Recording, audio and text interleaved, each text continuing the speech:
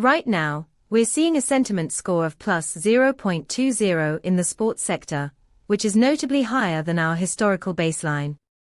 This spike indicates a shift in public perception, and combined with a momentum of 0, it suggests that while sentiment is positive, the enthusiasm hasn't yet translated into increased activity.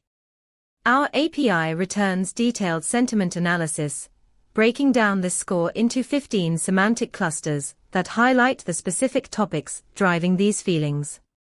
For example, if you're developing a sports analytics app, you could leverage this data to tailor your content strategy, focusing on the topics that resonate most with fans right now.